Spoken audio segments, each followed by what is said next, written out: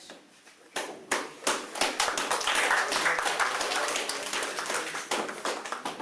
And so, like how we discussed before, that there are pressures to change and to conform, and as someone said, that you do need to change yourself and so that you fit in with the people and so that you're not rejected. And that brings up the other question of, do you guys notice any groups that are formed in school? Like groups of people who hang out together, who move around together? Yes? Any? What sort? Well,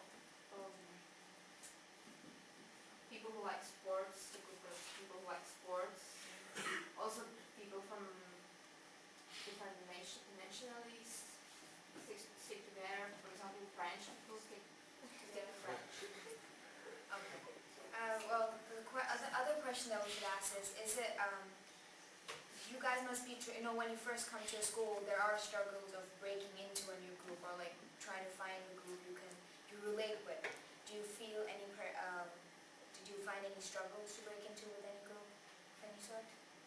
Or do you just like automatically get accepted and fit in right away? Anyone? It depends if you know the language, and well, mainly depends from the language.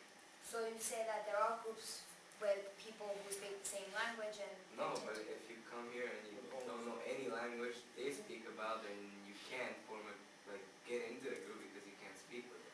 Okay, so then we have to notice that language does play an important factor when you are in international school. And do you guys feel that you interact with people differently? Like if someone's, I don't know, of a different nationality than yours, do you interact differently with them rather than a person who's the same nationality as yourself? Yep. Well, you're used to people of your own nationality knowing the same things as you know and having the same kind of mentality. So obviously when you talk to a person from a different continent, country, then you suppose that maybe they don't know the things that you know. I just think it's more interesting to meet people from other parts of the world, because I myself lived in Denmark for 13 years before moving abroad, and I just kind of, when I came outside Denmark, I started noticing that it's just more exciting, living in your environment, experiencing new things, meeting new people, and when I go back to Denmark, it's all the same. It always will stay the same. So. Okay, that's good. So actually your last answer helped me to question on another important matter, which is, how do you actually feel when you go home? How do you feel? Do you feel better? Do you feel better when you are in the foreign country? Or do you feel better when you actually, for example, you are in Ukraine? Or do you even feel better when you are on the airplane? Kisano. Okay. I believe basically that people change when they come outside into international schools to get integrated with the society and make friends basically. And it is when you change coming in one place, you've been there for 3 years or 4 years, whatever many times, you're changing as a person itself. So obviously when you go back to your home country in a year or so, you'll feel differently.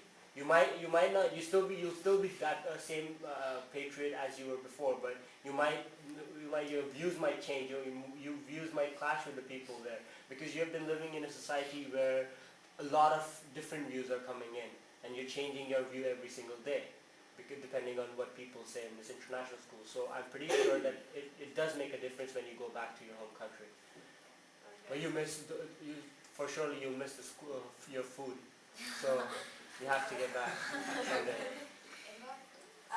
Yeah, I just want to say that sometimes when you get home, you can start to think about what people are thinking here, and it's something different, because Israel is very bad looking in the TV.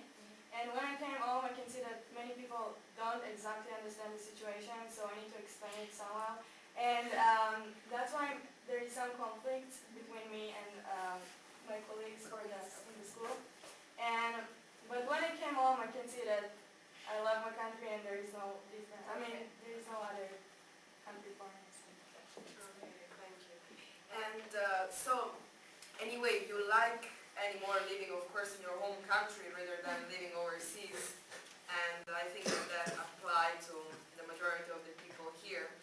And of course, what we can say is that history and culture play a very important role in maintaining your national identity, since they're both related to customs and eventually also integrate different cultures.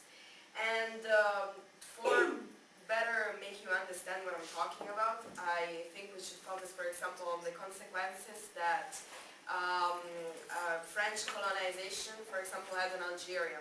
In fact, after the independence of this African country in 1962, Algeria still maintained fragments of the French language, and it basically integrated it into its own culture. So this historical reference that I've just given you is just an ultimate proof that eventually when more cultures are mixed together, that means that they become co-dominant, meaning that none of them really prevails over the other, but instead they are equally important. Well, along with the question of culture, there's also the question of languages, because languages affect a person's individuality and the way in which they behave or interact with each other. Now, in an international environment, in the international school, people with linguistically diverse backgrounds have to interact with each other. And to overcome this problem, they either speak in one common language or they somehow relate to each other in different manners. And the question of language is very relevant in maintaining your national identity, because language, it defines who you are, and a language represents or reflects your own nationality. And you can't detach yourself from a language or your own nationality, and that's one thing you all need to remember. And well, after this discussion, most of us might have some problems or some questions about how to maintain your national identity in a school. And we just want to point out that there are no right ways or there are no wrong ways of doing so, because in the end, you yourself have to represent your nationality in a way you feel is correct, it's ethically correct, or it's morally correct. And you have to accept the fact that there might be pressures for you to conform so that you integrate into this global society, but then it's not always a bad thing. And So, truly speaking, we cannot say that there is an actual way to maintain your national identity in an international school, because sharing ideas with other people eventually affects you, and it will always do that, but it's not a bad thing, because sharing ideas and get new information from different cultures, it makes you a person who actually has broadened his horizon, and it makes you a better international student for sure. So, thank you very much.